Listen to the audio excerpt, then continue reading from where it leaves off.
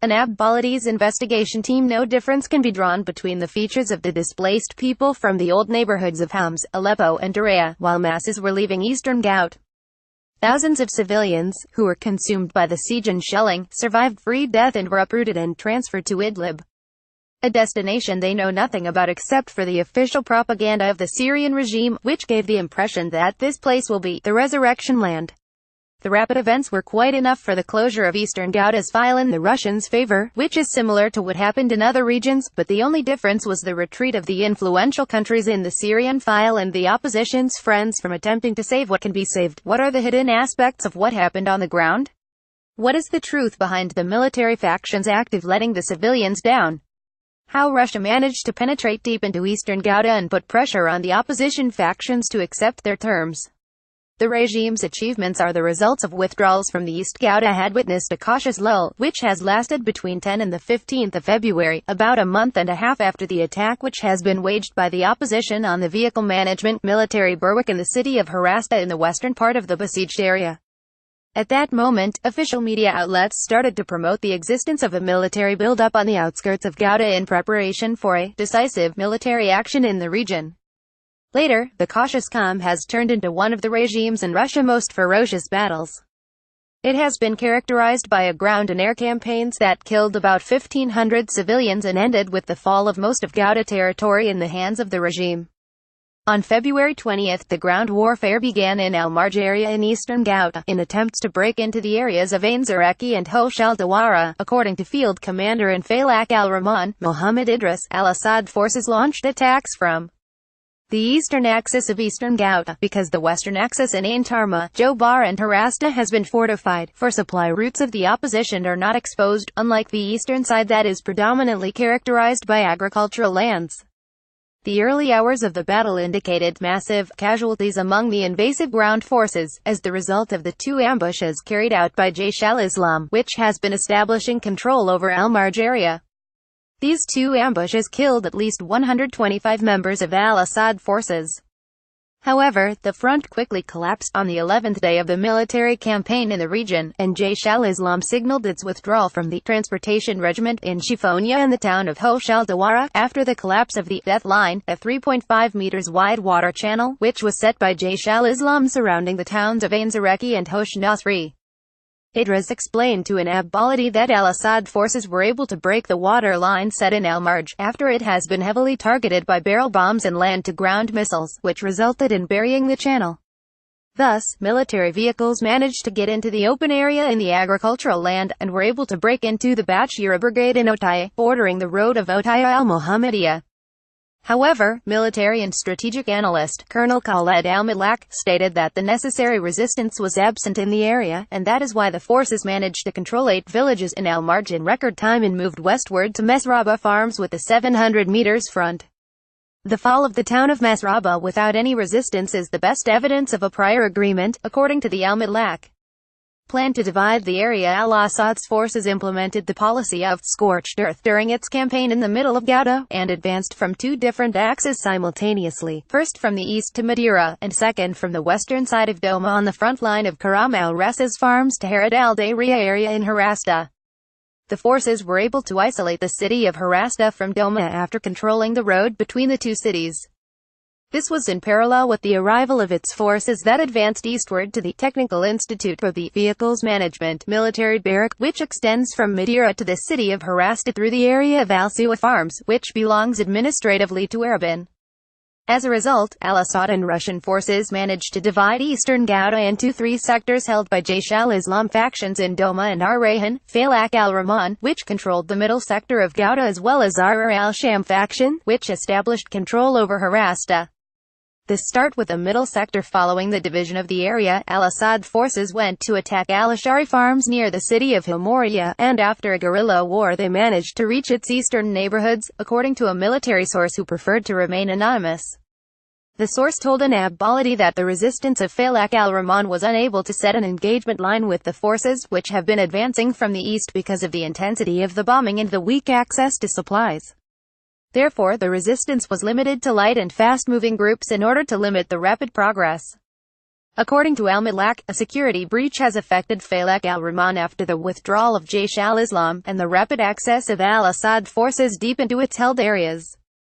At the same time as al-Assad's forces move towards Himoriya, the negotiations of non-governmental committees with al-Assad forces failed following Falak al-Rahman's leadership rejection of its items. As a result, the military campaign has been intensified, for at least 100 civilians were killed in Himoriya on March 13, according to medical sources in the area. With Russian coordination and support, al-Assad forces announced the opening of a crossing for the exit of civilians in the eastern side of Himoriya, resulting into the displacement of thousands of civilians from the region and the progress of al-Assad forces in conjunction with the displacement and the withdrawal of opposition fighters.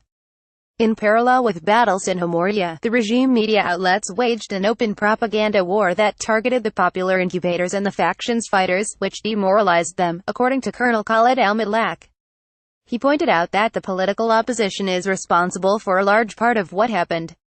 He attributed this to the fact that the opposition has not been responsible for fulfilling its part, which consists of launching a media counter-campaign. Himoriya scenario has been reenacted in a number of towns in the middle sector.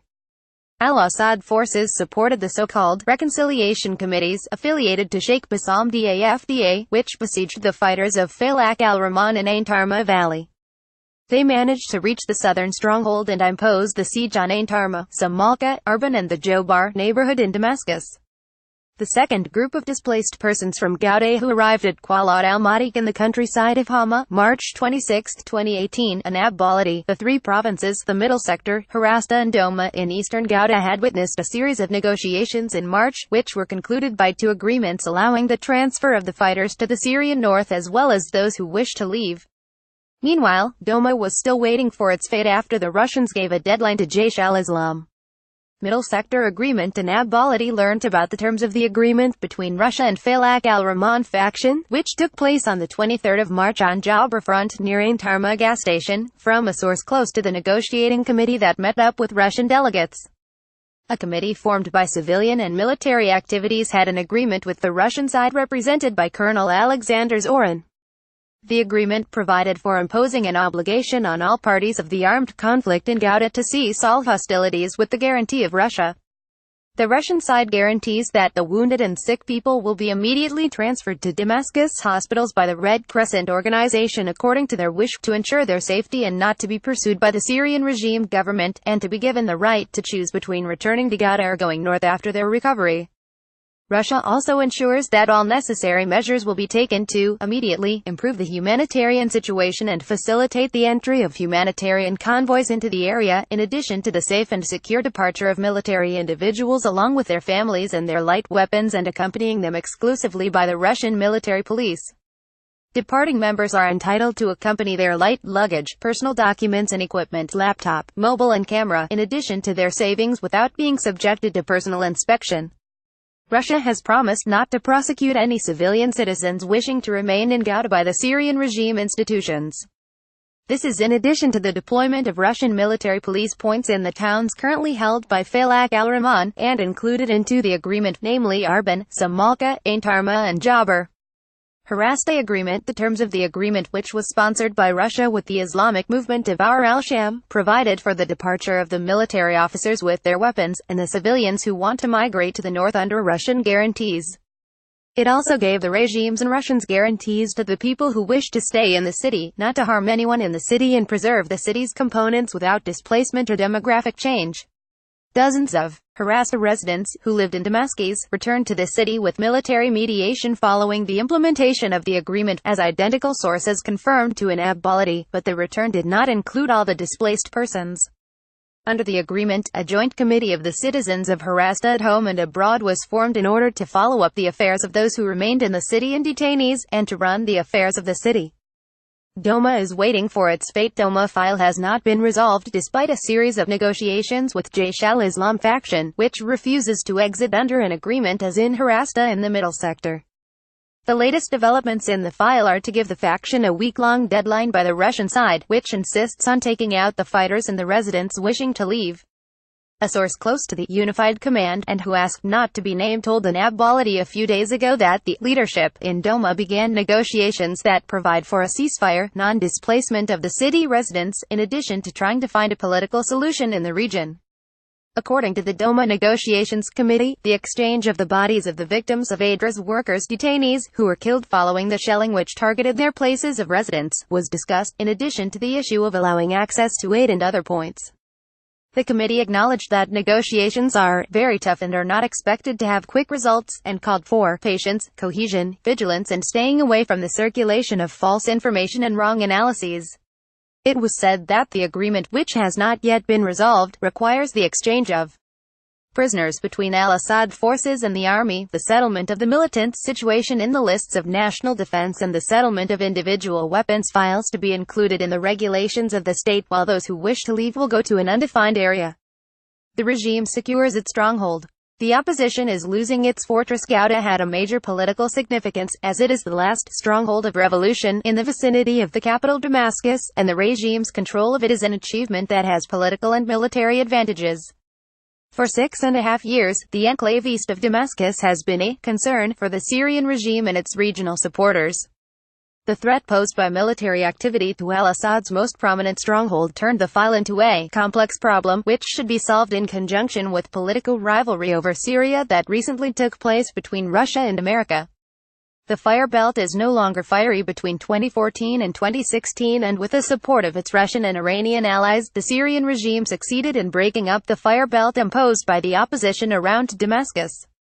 It was able to divide eastern and western Ghouta and to completely neutralize the southern towns, which made it easier for it to impose truces by force, and then settlements that ensure the transfer of factions to the north. With the factions' departure to the north, the regime is moving towards declaring Damascus a safe city, especially since it has taken control of its three vital components, which are the main roads, the latest of which are the Damascus-Homs International Highway, the main power station, the main source of water, as well as the food supply of Al-Marj area and the surrounding farmland east of Damascus. The commander of the Free Army, Captain Saeed Nakrash, asserted that the regime completely safeguarded the borders of the capital Damascus through controlling Ghouta, and its political stronghold has become safe. In addition, the danger that has previously accompanied it has been eliminated, which can be considered a great gain. Narkish told an Abbaladi that Russia had previously promoted the idea of fighting extremist organizations, while turning now to talk about illegal weapons in the hands of factions outside the control of the Syrian regime. The Syrian regime is currently in control of a network of main roads from and to Damascus. The most prominent of these are the Damas Road, which links the capital to Lebanon from the west, the Damascus-Dara Road from the south, the Damascus-Homs Road and Damascus International Airport Road from the east. Damascus International Airport has also become completely secure through previous military operations, following which al-Assad forces made significant progress. It is the main air passage of the regime in Syria, in addition to airports and military air bases that strengthen its control. The most prominent of these are Meza Military Airport, Sain Airport and Al-Dumair Military Airport. The opposition lost a pressure card with the attack east of Damascus. Questions were raised about the loss of the opposition with the fall of Ghouta. The opposition lost one of the important cards but did not lose the last card. According to Captain Narkish, Colonel Hadim El-Rawi told an Abbaladi that the opposition factions had lost an important pressure card with the loss of their sites east of Damascus. He said that the loss was not due to the loss of these factions, but to the loss of the site, which is the most important one among areas beyond the control of the Syrian regime. El-Rawi added that Ghouta formed the rope that was wrapped around the regime's neck. It is the gateway to the north and the coastal areas, which are considered the most important part of Syria. They are also the link to the Syrian Badia. The colonel did not link Ghouta's gains to the regime alone. From his point of view, al-Assad is out of the equation because he lost the decision and the force that protects the decision in case it exists. This is confirmed by the Russian role that was imposed in Ghouta both on the ground and in the exit agreements. Al-Assad's economic gains when he enters Ghouta cannot be ignored. The movement will return to the Harasta Highway, which is the heart of North Damascus and its main route to Homs and the northern provinces. This means that it will facilitate the movement of entry and exit from central Damascus, especially for traders and farmers who are going to the Al-Hal market after their road has been transformed in the past years into secondary roads near the city of Al-Tal, Baghdad Bridge extension. In addition, Ghouta is considered a food supplier for the city of Damascus due to the large agricultural areas. In 2008, agricultural land increased by 5,665,000 hectares, according to statistical data issued by the Ministry of Agriculture. Russia imposes the new map of influence despite the completion of the Russian campaign on Ghouta and the regime's control of most of its territory. The Russians, who formed the basis of the campaign, do not seem to have made significant gains after taking control of it, as is the case with the regime. In the early days of 2018, Russian forces announced that their main task was to defeat al-Nusra Front, some of whose fighters were in easing tension areas, and consequently they sought to justify their campaign against Ghouta, despite the fact that the real number of al-Nusra fighters in Ghouta was no more than 200 fighters deployed in the middle sector areas.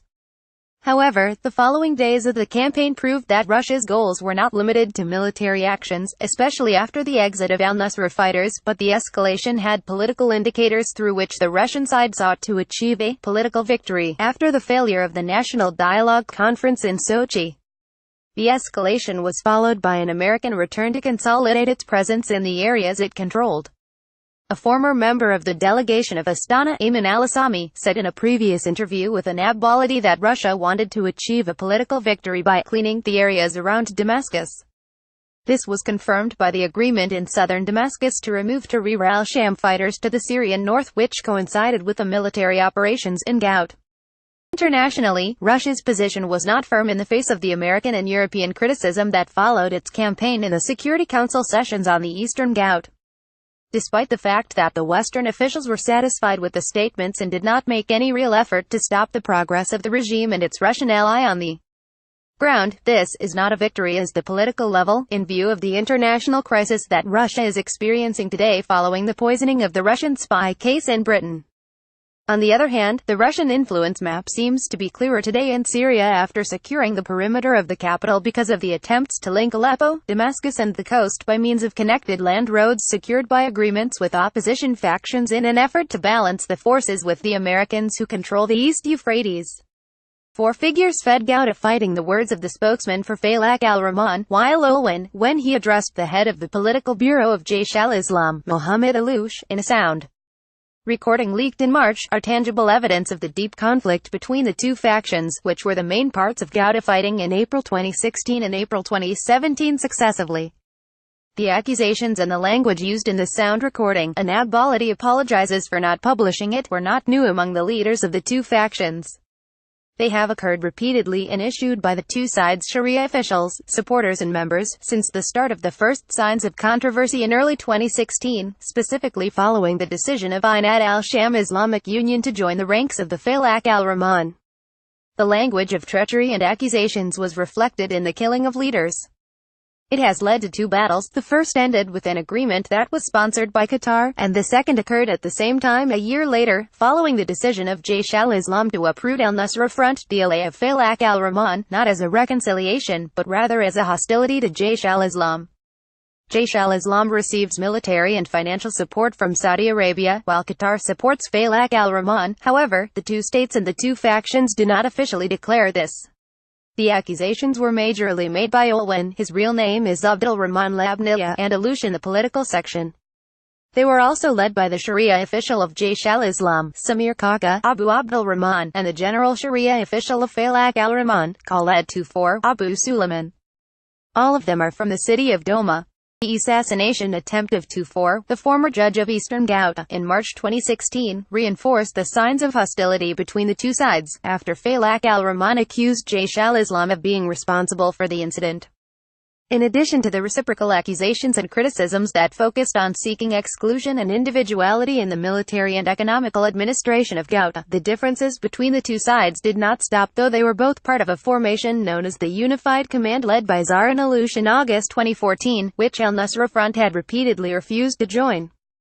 However, that command was a dead letter, according to the residents of Ghouta, especially after the death of Aloush. The events have evolved to the extent that the two factions ignored the joint formation, and reached the division of Ghouta to sectors during the fighting in 2017. In addition, the fatwas which were issued by both Samir Kaka and Khaled Tufor have reinforced the conflict. The two sides have repeatedly renounced their reciprocal accusations over the last 2 years, and there have been repeated calls for submission to justice in Sharia, and the need to hand the implicated people of both sides. The fighting was linked to the differences of approach between the two factions and their dependence on two different currents.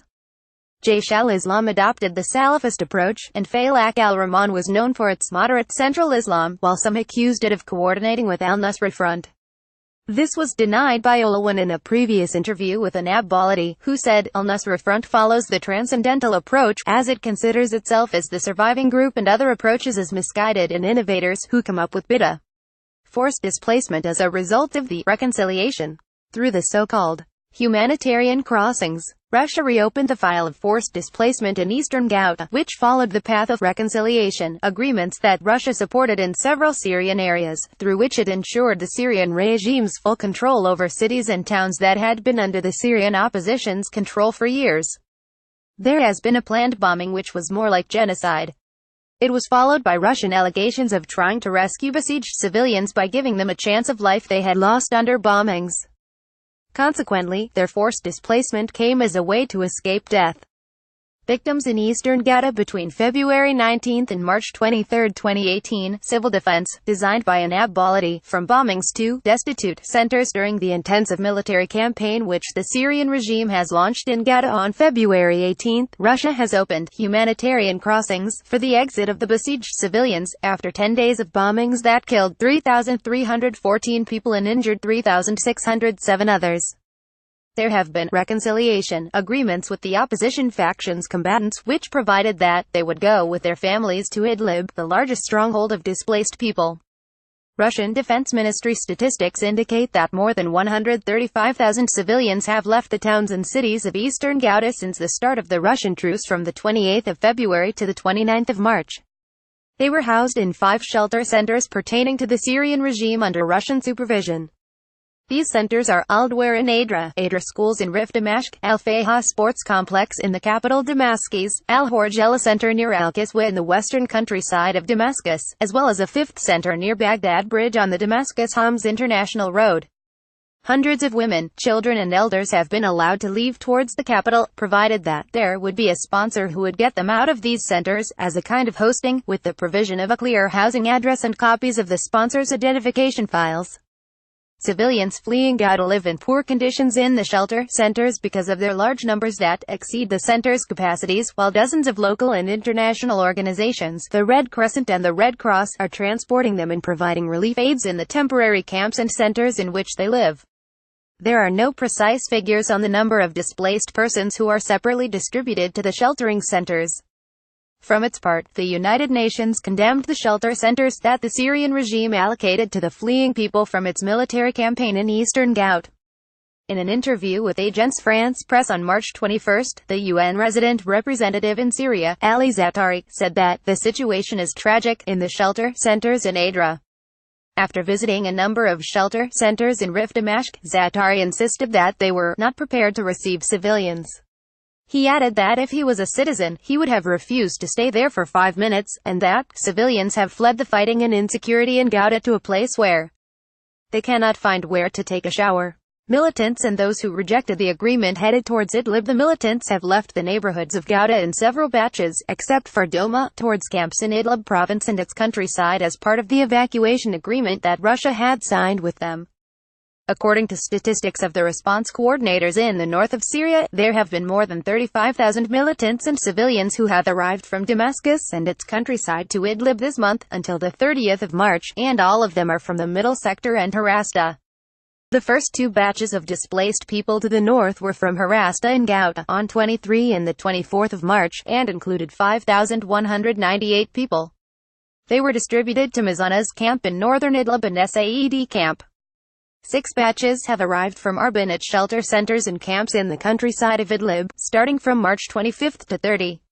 The batches included approximately 28,000 militants and their families, all of whom arrived at Idlib through Quwat al-Madiq.